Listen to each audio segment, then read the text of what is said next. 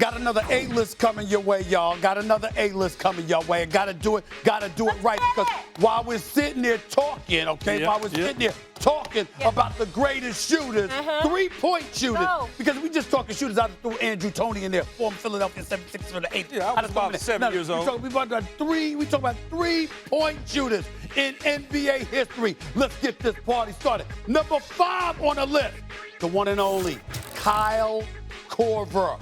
Y'all may not act like you can act like you don't know that name all you want to. This brother, all he did was a special. All he was a specialist. It was him or JJ Redick, as far as I'm concerned, if I'm being completely honest. They were both better than 40% shooters from three-point range. But Kyle Korver, do you know Kyle Korver? Absolutely. Once shot 53% from three-point range for a season.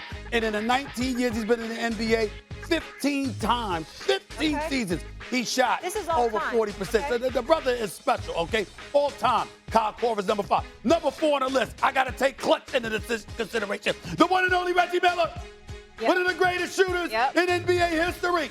If it wasn't for Michael Jordan or later on Kobe and Shaq, he might have had a ring.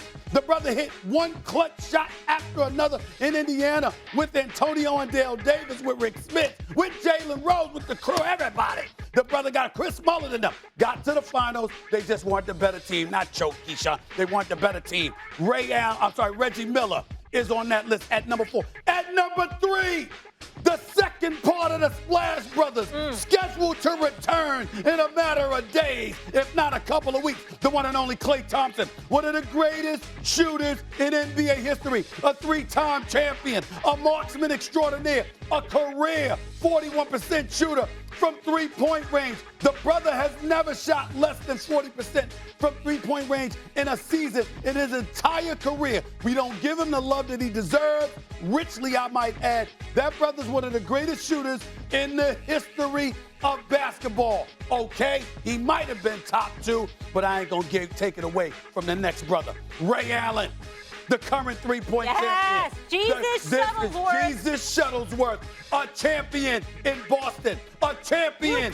South Beach, Miami, UConn Huskies. He's my favorite player ever. The smooth stroke, one of the greatest ever.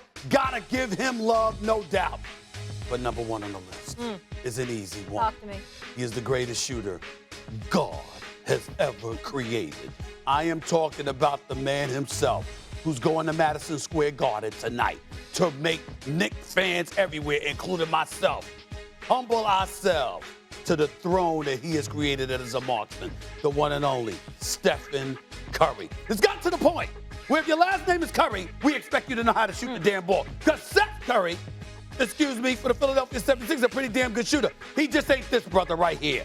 Not with that handle, not with that range, not with that ability to create his own shot. Steph Curry is the greatest shooter in the history of man. There has never, ever been a shooter this great. The JJ Redicks were honorable mentions, along with others, the Ricky Pearson word. I can go back to downtown Freddie Brown. I can go to Larry Bird. I can go to a few others, all right? And again, JJ Redick was strongly considered. But in it, Dame is up there, but clutch and all of that stuff. But I'm talking about consistently throughout regular season, postseason, in terms of what your specialty is. Dame is an all-world player who can really shoot. Like you're missing somebody, though. This guy, might be. This is the 5. Let's hear from one of the greatest shooters of all time. That is JJ Redick. JJ, break down this list for me. Your thoughts. Did Stephen A. get it right? It pains me to admit it, but he nailed it. He nailed it. Really? I have one small gripe, but my top 5 is these 5 shooters as well. I got Kyle at 5, Reggie at 4, Ray Allen at 3, Klay Thompson 2, Steph 1. And look, if Klay doesn't miss 2 years of basketball, I think there's no question that he ends up in the top 3 all time in three-pointers made. I think Harden will eventually end up in the top 3 as well. We'll see if Ray stays there long term.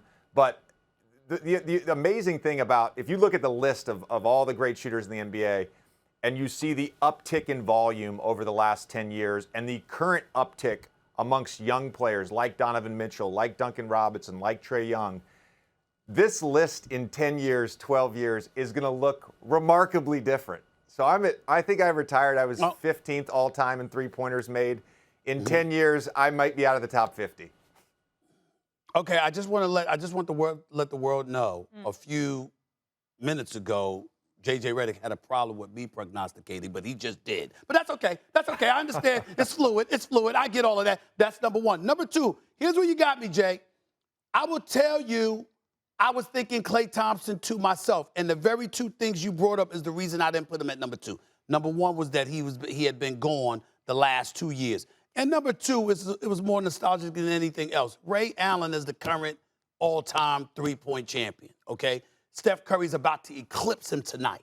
So I just felt that it was appropriate, considering those two elements, to put Ray at number two and Klay at number three, even though I thought about putting Steph at number one and Klay at number two. I just can't get that shot out my mind in the championship game with Ray in the corner. It just it will not leave my mind every time we mention Ray. Game 6. One of the most iconic shots in NBA history for sure. I just want to mention one thing, and again, this is in regards to Klay. There's 4 guys in NBA history who have made more than 1,750 threes and shot over 41% for their career. Steph, Klay, Kyle Korver, and one guy who retired in September. So the list is very short of volume and efficiency. That's right. Which is why you were on my honorable. I struggled. I'm not top 5. I'm not. I don't even think I'm top 10. I struggled with you or Kyle Korver because what I gave you so much credit for, it wasn't just your shooting ability, your movement without the basketball and how you can roll right off the screen and just drill it. I just thought that was a phenomenal thing to do. You got a lot of people who can shoot spotting up. No. They can't shoot on the run, moving, and just pull up on at the drop of a hat and nail it. And JJ Redick could do that, but Kyle Korver could too. And that's why I had to give it to Kyle Korver. Thanks for watching ESPN on YouTube. For live streaming sports and premium content, subscribe to ESPN+.